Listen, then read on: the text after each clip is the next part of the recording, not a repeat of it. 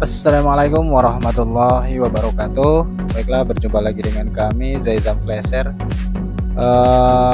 Kali ini kita akan menangani handphone Vivo Y21 PD2139. Ini handphone ini setelah terbypass itu terkunci di FRP ya teman-teman, terkunci di akun Google. Oke, di sini teman-teman perhatikan ada logo gembok di pojok kiri atas kami. Itu menandakan handphone ini minta kunci layar, atau login dengan akun Google. Oke, di sini kita akan coba terlebih dahulu login, apakah bisa dilewati atau tidak. Di sini kami akan koneksikan terlebih dahulu menggunakan koneksi WiFi. Teman-teman bisa koneksikan menggunakan jaringan data seluler dan bisa juga gunakan koneksi WiFi seperti yang kami lakukan di sini. Di sini tidak bisa kita lewati ya teman-teman, karena tidak ada tombol lewati, karena ada logo gembok yang ada di pojok kiri atas layar tersebut ya teman-teman. Dan kita bisa menggunakan koneksi WiFi dan bisa juga menggunakan data seluler. Di sini kita akan lihat biasanya handphone yang terkunci logo gembok seperti ini, dia akan minta kunci layar. Dan kasusnya kita tidak tahu kunci layarnya. Nah, jika teman-teman tahu kunci layarnya, tinggal gambarkan pola ini terkunci pola, gambarkan polanya, atau yang terkunci sandi silahkan kunci sandi jika bagi yang tahu kunci layarnya. Jika tidak, ini masih ada alternatif satu lagi, teman-teman masukkan akun Google. Login menggunakan akun Google, nanti jika akun Google-nya sesuai dan cocok, itu akan bisa masuk ke menu ya teman-teman. Sementara handphone ini sudah tidak ingat lagi sandinya, kunci layarnya, maka kita akan lakukan bypass. Di sini kami akan cek terlebih dahulu tipenya. Teman-teman bisa masuk ke mode recovery dengan cara menekan volume atas dan volume bawah, volume atas dan power secara bersamaan. Tekan sampai muncul logo Vivo. Jika sudah muncul logo Vivo, teman-teman lepaskan power. Setelah itu teman-teman pilih mode recovery, geser menggunakan volume down.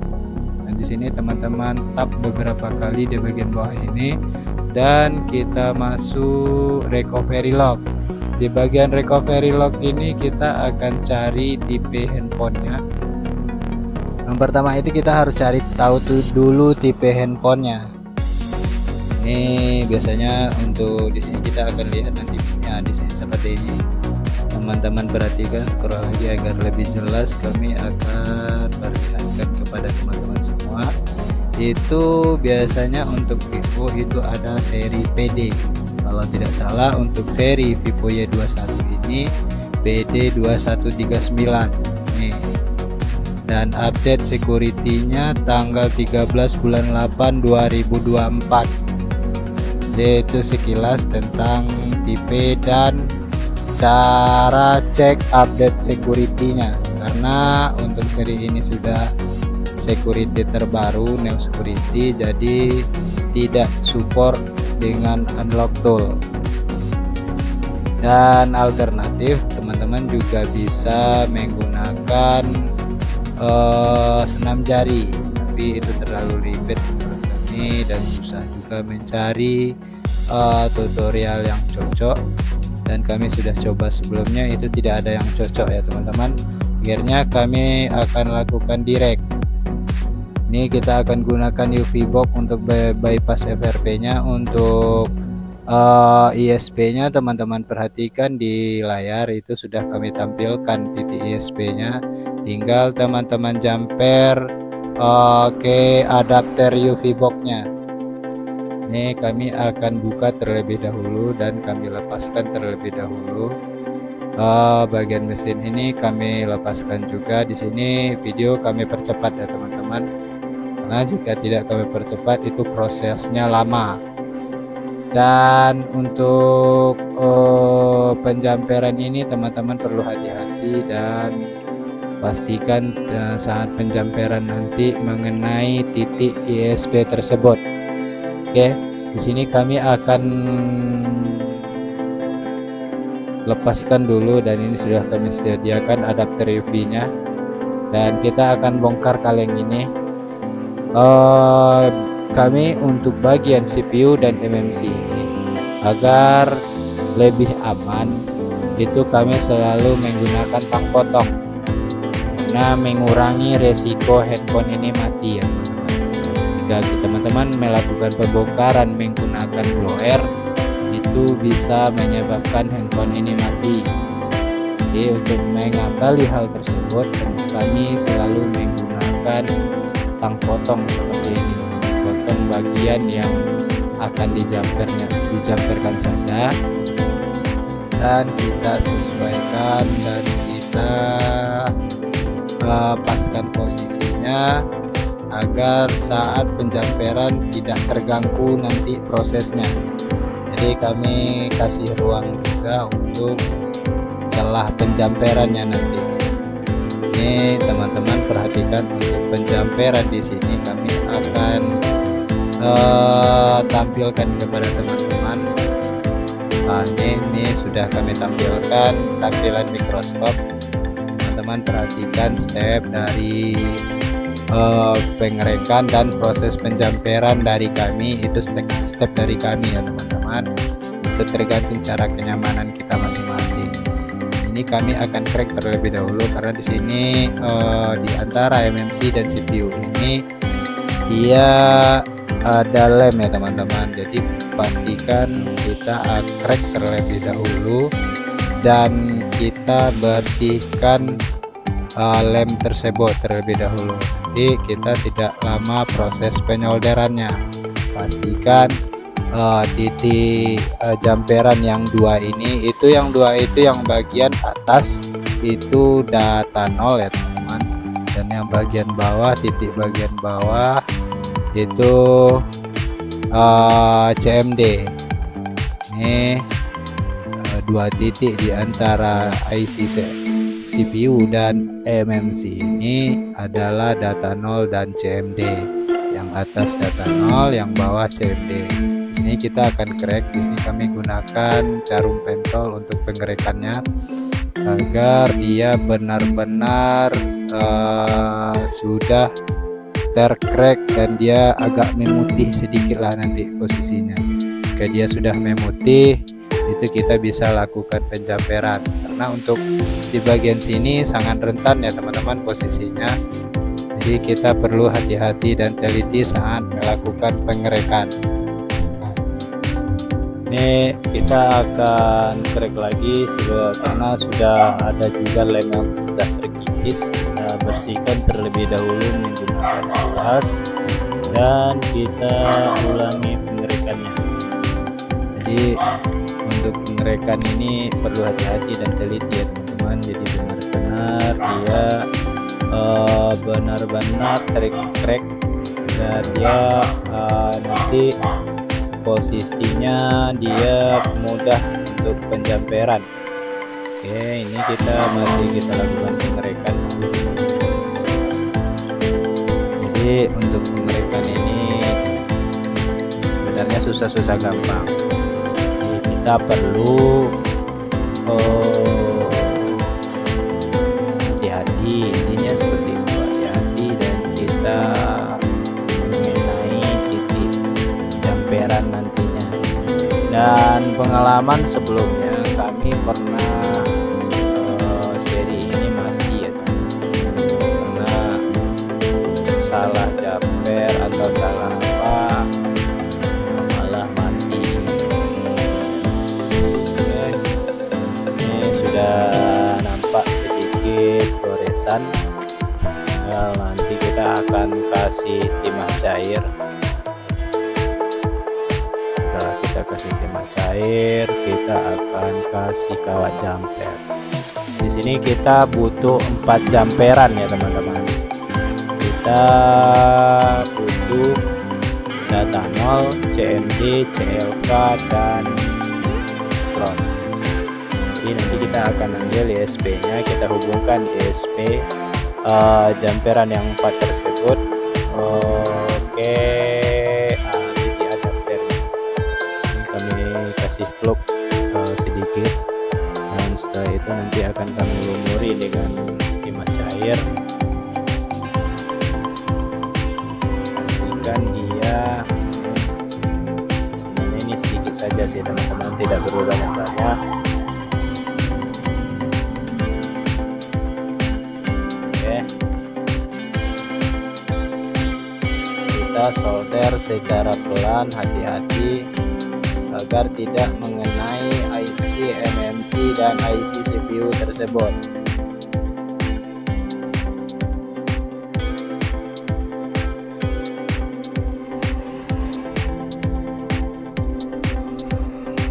Untuk proses penjamperan ini menurut kami ini nanti akan jadi kebiasaan. Semakin sering teman-teman melakukan penjamperan seperti ini, untuk melakukan ISP seperti ini, nanti akan mudah dan terbiasa. Dan intinya kita tidak perlu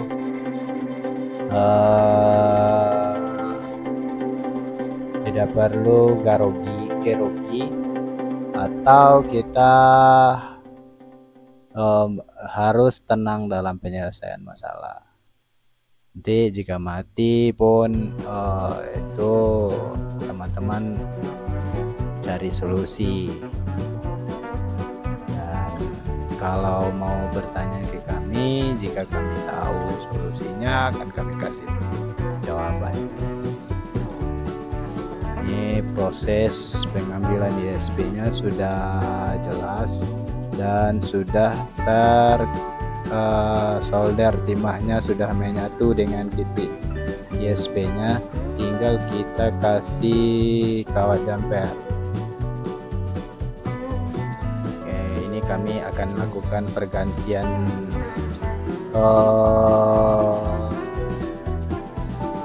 mata solder. Kami ganti mata soldernya terlebih dahulu. Ini mata solder yang runcing ya teman-teman. Kami ganti ke mata solder yang runcing dan dia mengenai nantinya saat proses.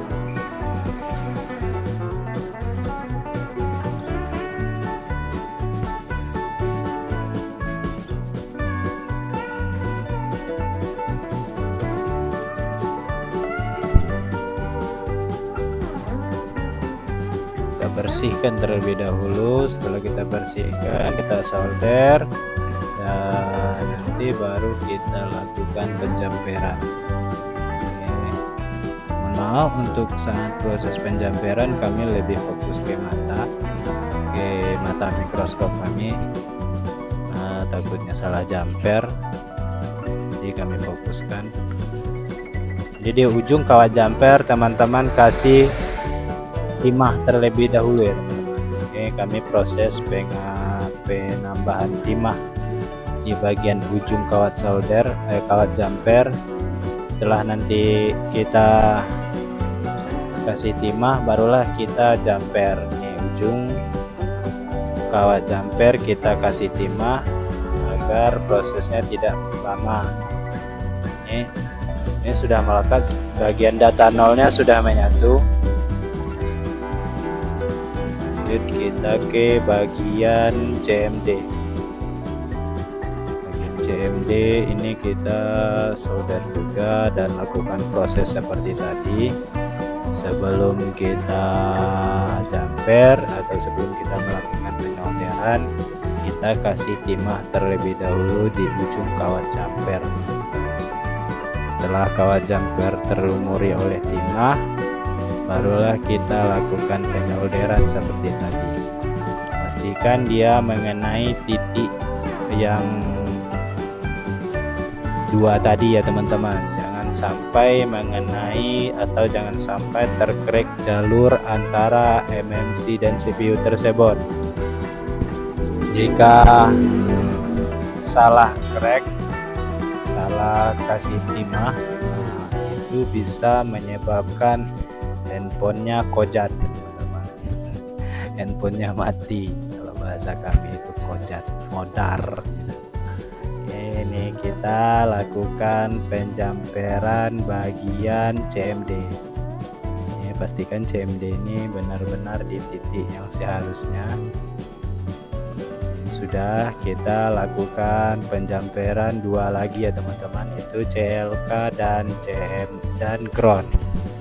Ini bagian CLK nya tampilannya seperti di bagian CLK itu kita akan lakukan penjamperan di resistor yang antara MMC dan CPU ini ya.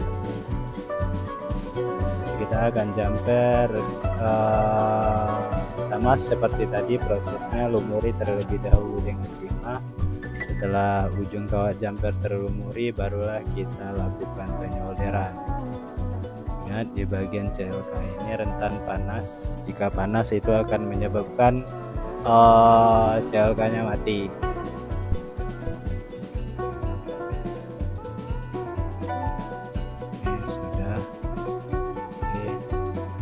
Sudah menyatu, penyolderannya sudah, kita tinggal 1 jumperan lagi, itu bagian ground. Bagian ground nanti akan kami letakkan ke kaleng.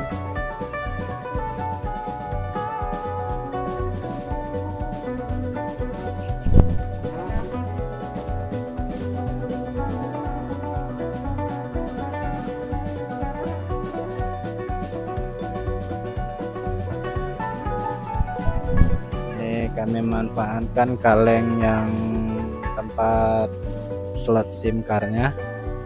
Ini kami kasih fluk khusus untuk kaleng ya teman-teman. Jika gunakan fluk biasa itu dia tidak akan menempel. Ini kami, dan di sini untuk mata solder yang runcing yang kami gunakan saat ini kurang bagus ya teman-teman, karena udah lama nggak dipakai dan ujungnya belum kami bersihkan. Jika seharusnya dibersihkan ujung mata soldernya ini, di crack atau kasih amplas, itu akan bagus lagi. Oke, ini tampilannya, dan di sini kita akan lakukan penyambungan ke bagian soket adapter UV. Ini kami bersihkan terlebih dahulu soket ini, dan setelah dia bersih kami akan kasih timah. Ini teman-teman perhatikan, sangat susah untuk penyolderannya, dan di sini kami ganti mata solder lagi ya teman-teman, karena untuk proses penjamperannya sudah selesai dan kami ganti lagi mata soldernya agar mudah prosesnya. Ini sudah mata solder yang biasa kami pakai ya teman-teman. Nah, ini kita akan lakukan penjamperan. Kita jumper sesuai posisi yang tadi ya teman-teman.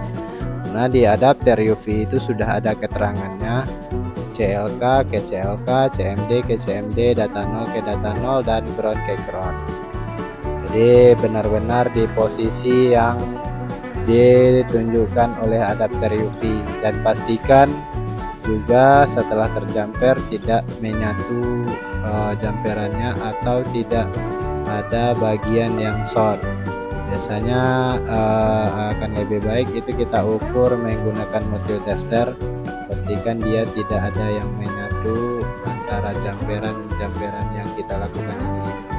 Oke, ini sudah selesai, tinggal kita akan pasangkan ke UV box nya. Ini sudah kami tampilan dari UV box, dan untuk PCC key, PCC nya kita akan manfaatkan baterai dan kabel data ya teman-teman.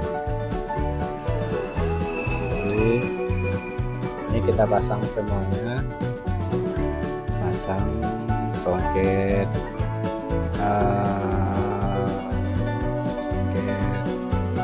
soket ini juga ini kita pasang saja. Yang sebenarnya yang butuh itu adalah baterai dan jalur datanya atau USB nya.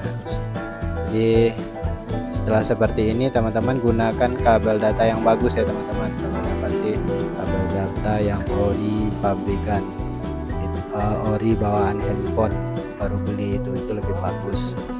Ini sudah prosesnya sudah menyatu dan kita akan masuk ke tampilan UV box di PC. Ini tampilannya, kita akan buka UV box MMC UV MMC UV. Ini kita akan login ke UV box UV MMC toolbox. Ini kita akan tunggu proses UV MMC toolbox-nya terbuka. Masih loading. Oke, lanjut kita close dan tampilannya akan seperti ini. Setelah seperti ini kita checklist di bagian direct MMC ESP dan kita lakukan identify. Tunggu proses identify ini berjalan.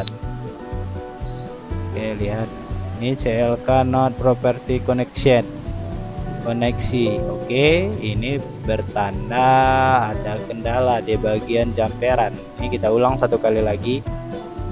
Oke, sambil kita tunggu prosesnya apakah ada yang masalah. Ini teman-teman perhatikan di bagian CLK itu tidak biru.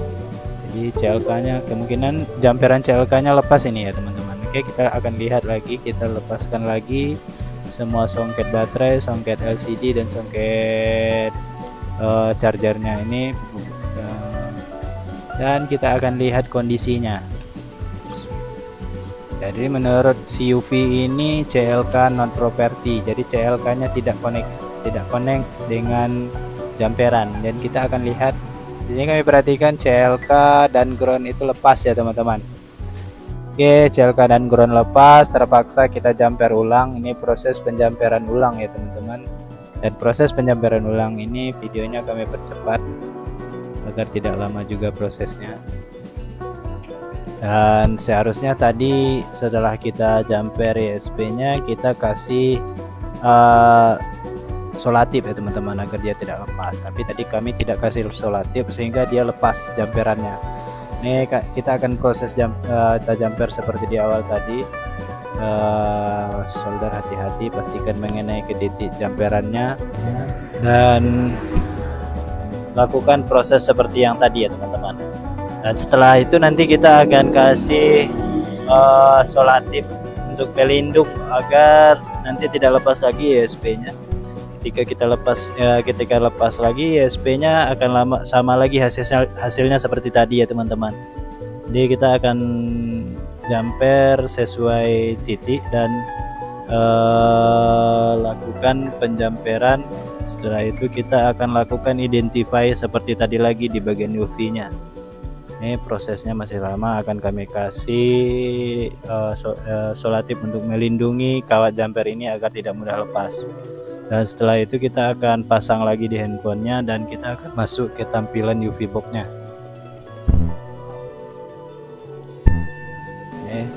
Kita akan tampil ke PC. Ini tampilan PC nya kita lihat di sini. Karena tadi sudah kita ISP, tinggal kita lanjut identify ya teman-teman. Setelah ini sudah terbaca di UV box. Tinggal kita akan masuk ke bagian user path area. Ini bagian user path area ini kita klik dan kita tunggu. Ini sudah terbaca posisi handphonenya di UV box. Kita masuk ke user path area. Setelah masuk ke user path area, kita checklist di bagian FRP dan kita klik di bagian special task. Di sini kita klik FRP lock, bypass FRP. Di sini kita akan tunggu proses bypass FRP-nya. Untuk proses bypass FRP ini, dan ini teman-teman lihat di sini sudah ada hasilnya down. Ini sudah selesai untuk bypass FRP-nya. Dan kita lakukan identify satu kali lagi, memastikan dia terbaca di sini. Dan setelah ini kita akan masuk lagi ke tab awal tadi. Di sini kita klik dan di sini kita memastikan tipe chipset. Karena ada beberapa kasus handphone yang telah kami tangani itu tidak kita pilih chipsetnya sehingga handphonenya mati ya teman-teman.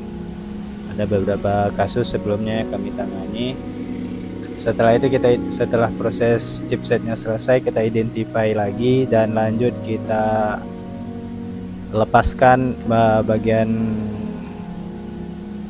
UV-nya, dan kita akan lepaskan terlebih dahulu ISP-nya ya teman-teman, ya langsung dihidup. Kita akan lepaskan ISP-nya. Setelah ISP terlepas, nanti kita akan coba tes apakah handphonenya terdeteksi atau tidak. Dan sesuai yang kami katakan tadi, ya ada beberapa kasus handphone yang telah kami tangani, itu handphonenya setelah kita lepaskan ISP, itu handphonenya mati. Dan saat kita lakukan pengecasan via USB adapter, itu dia terdeteksi 0,6 atau 0,5 bisa juga, atau bisa juga 0,4. Saat kita tekan power itu no respon, dan itu biasanya disebabkan oleh chipset yang tadi kami pilih. Jadi setelah kita lakukan proses bypass FRP, kita lakukan pilih chipset. Oke, ini sudah kita tekan power dan respon handphonenya sudah hidup. Tinggal kita tunggu sampai handphone ini masuk menu. Dan teman-teman perhatikan di sini sudah tidak ada logo gembok. Logo gemboknya sudah hilang. Kita tinggal setting sampai masuk menu. Dan di sini teman-teman perhatikan di bagian sini sudah ada siapkan offline. Kita akan siapkan offline saja. Nah, kita setting di akhir nanti ya teman-teman, saat di menu. Nah, kita akan kasih ke usernya terlebih dahulu. Ini kita akan lewati sampai handphone ini masuk ke tampilan menu. Ini kita gunakan sekarang. Alhamdulillah prosesnya selesai dan kasusnya down ya teman-teman. Dan mungkin ya, jangan lupa teman-teman bantu dukung kami dengan cara teman-teman like dan subscribe channel kami ini, walaupun channel kecil tapi mudah-mudahan bermanfaat bagi teman-teman yang belum paham atau belum mengetahui. Ini kita akan lihat di sini Android 12 ya teman-teman, Vivo Y21 Android 12 dengan PD 2139 kalau tidak salah tadi. Oke, udah. Kami rasa cukup sampai di sini dulu. Mudah-mudahan bermanfaat untuk teman-teman semua. Terima kasih atas perhatiannya, dan mudah-mudahan juga jadi bermanfaat juga untuk diri kami sendiri. Dan kami sudahi dengan wabillahi taufiq wal hidayah. Wassalamualaikum warahmatullahi wabarakatuh. Terima kasih dan berjumpa lagi di video selanjutnya.